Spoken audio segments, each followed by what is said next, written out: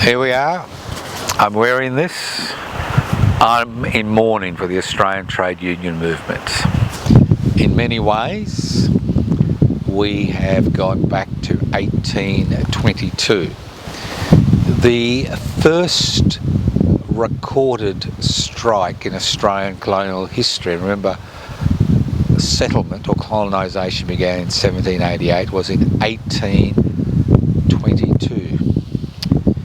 When one of the convicts who had been assigned to Hannibal Macarthur, not Hannibal Lecter's farm, was charged with the heinous crime of inciting his master's servants to combine for the purpose of obliging him to increase their wages and improve their rations. The fact is, they weren't paid any money. They were supposed to be paid money, but they were even charged for the tin cup they used, as well as so-called accommodation. So anybody could make money in the 1820s.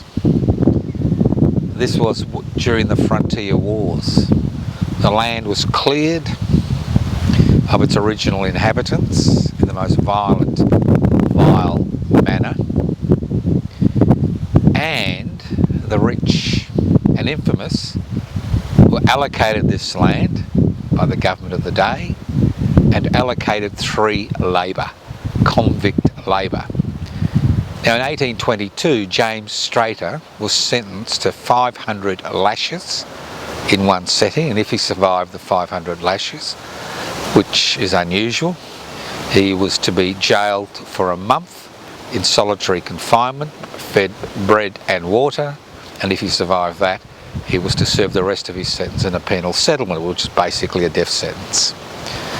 So this is the first recorded history of somebody attempting to get fellow workers to combine, a union, to come together as a union to improve their situation. Now it's now 1826. Well, no, my apologies. It's 2026. That's 204 years later. So what's happened to the proud trade union and labour movement, which once was the envy of the world? In 1856, the stonemasons in Sydney and Melbourne, which was awash with gold money during the gold rushes, walked off the job one afternoon. They wanted an 8-hour day. It was a 6-day week, but an 8-hour day. They were working 10 to 12 hours a day. They wanted an 8-hour day. They wanted pay, the same pay for an 8-hour day as they were getting for a 10 to 12-hour day. And they won their struggle because they combined. And in the 1880s and 1890s, we saw the Trades Council expanded the Trades and Labour Council. As factories were set up and skilled and semi-skilled and unskilled workers were needed to keep the mills rolling, we saw the formation of unions within semi-skilled and unskilled workers, including the first female union in the 1880s for tailoresses in Melbourne.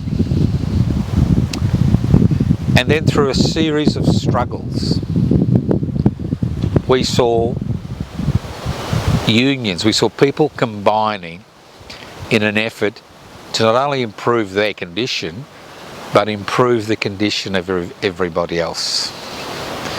We saw this in the 1820s. We saw this in the 1920s when a Vietnam veteran was shot dead at Port Melbourne when they were involved in wharfies were involved in a strike. We saw it in the 1870s where machine guns were placed on Victorian Parliament House in an effort to quell the crowd if they became riotous. We saw this in the 1890s, the failed shearers' strike, in Queensland, New South Wales and Victoria, which led to the formation of the Australian Labor Party. But what happened is, we saw people combining. We saw the creation of the industrial workers of the world. One of the most radical, well, the most radical union, apart from maybe the Sydney-based BLF, involved in strike and spearheading the anti-conscription movement in this country, which saw 2 conscription referendums defeated. If they hadn't been defeated, another 60,000 young men would have been sacrificed on the European killing fields for the glory of God, King and country.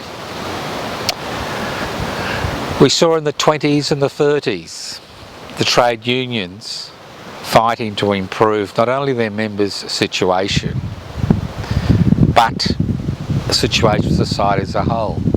And in the 1960s and 1970s, we saw the heyday of the Australian trade union movement, when almost, I think, 60% of Australian workers belong to a trade union. Today, it's less than 12%, and 9 to 10% of them are public servants, which are relatively easy to organise. The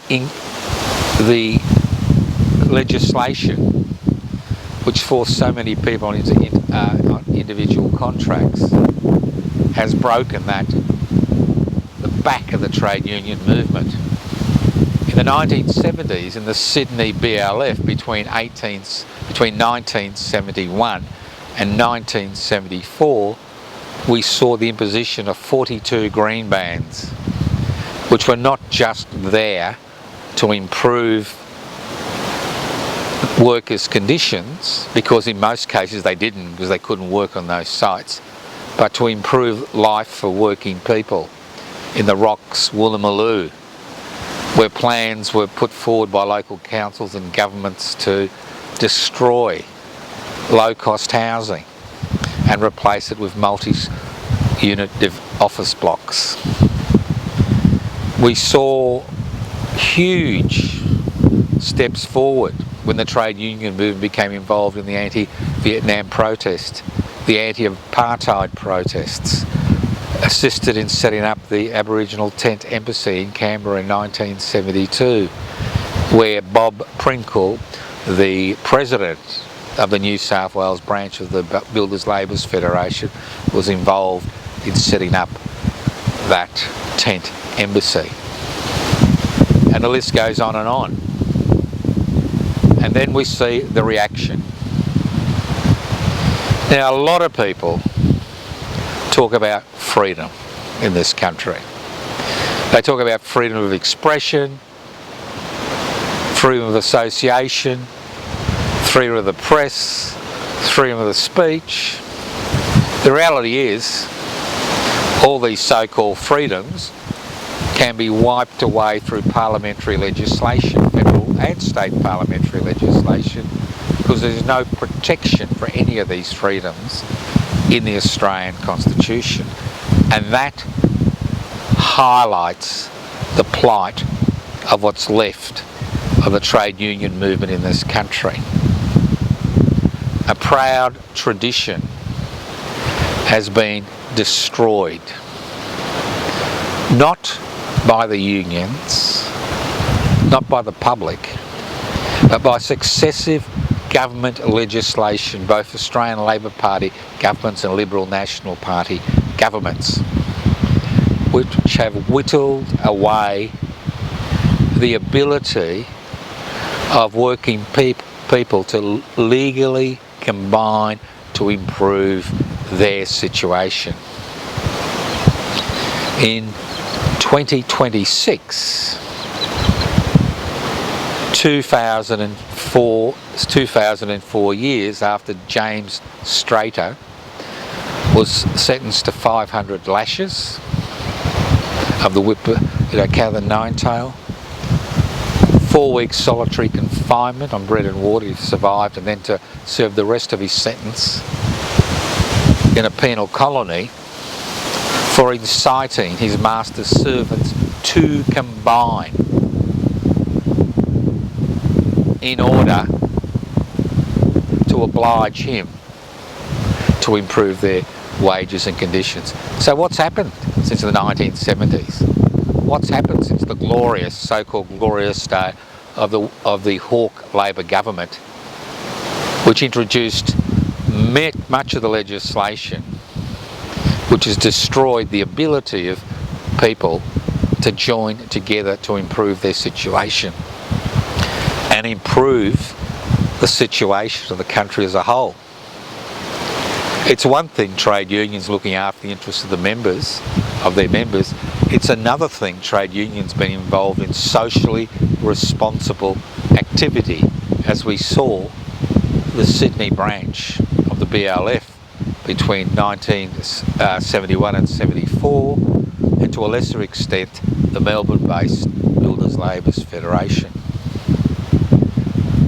What we have today is legislation which is analogous to the same type of legislation which was in place in 1822. People are not sentenced to 500 lashes, but they are sentenced to bankruptcy. In this country, which prides itself on its freedom and keeps talking about how great we are in comparison to China and Russia, the fact is, it is illegal to withdraw your labour outside a designated bargaining period. So in between contracts, every 3 to 4 years you get a few weeks or a few months where you can, after you go to the Fair Work Commission and get their permission, possibly withdraw your labour for a 4-hour strike. So what happens if you and your colleagues, whether you're in a trade union or not, decide to withdraw your labour? Individual workers who withdraw their labour can be fined, and have been fined, $10,000 a day for withdrawing their labour outside an enterprise bargaining agreement period. $10,000 a day. And a decade or two ago, workers in West Australia were fined $10,000 a day. Could you imagine any worker being able to pay a $10,000 fine a day? Trade unions can be deregistered at a drop of a hat, but more importantly, they can be bankrupted by being taken to the Fair Work Commission over and over again, which fines them for illegal activity. We even had the ridiculous situation that on construction sites, it was illegal during the Howard regime for the construction, forestry, mining, maritime and energy unit to fly the Eureka flag on a work site. We now have the ridiculous situation where trade unionists and trade union activists are described as criminals. Many people in our society, a majority today, have forgotten how the major things they enjoy today, as far as their working conditions are concerned, as far as their wages are concerned, as far as public facilities are concerned, like Medicare and public education, it didn't come because governments or employers felt good and passed on profits. It came because people combined to improve their situation. Living in a society where it is illegal to withdraw your labour outside an enterprise bargaining agreement period where you can be bankrupted for withdrawing your labour, where you can be jailed for withdrawing your labour, highlights how little power trade unions have in 2026. And to a significant degree, this has occurred because we as a people, as Australians, have believed the propaganda that somehow people combining to improve their situation is a threat to society. Of course it's a threat, but it's not a threat to the people of this country. It's a threat to the 1% that own the means of production, distribution, exchange and communication. It's a threat to governments that exploit their workers. The fact is that we live in a country which has many features which are very similar to the features and the legislation which is employed in totalitarian countries to ensure the 1% continue to make profits at the expense of their workers and their customers. That's the reality in 21st century Australia. And if we don't fight against these legislation, we will find, as I keep saying, that our situation as individuals, as communities, will continue to deteriorate in our society. Every day, we see the power that legislation which has been designed to curb workers combining to improve their situation has on everyday people and has on the facilities and the rights that people enjoy. It's extraordinary that in 2026 the clock has revolved full circle, and in many regards what happens to James Straiter when he was charged with the heinous crime of inciting his master's servants to combine in order to oblige him to improve their wages and rations is analogous to the type of legislation we have in place today, where involvement in an occupation, a factory occupation, a workplace occupation, which was a common activity in the 60s and 70s, can lead you to a 25-year prison sentence. I'm not talking about Iran or China or Russia. I'm talking about 2026 Australia.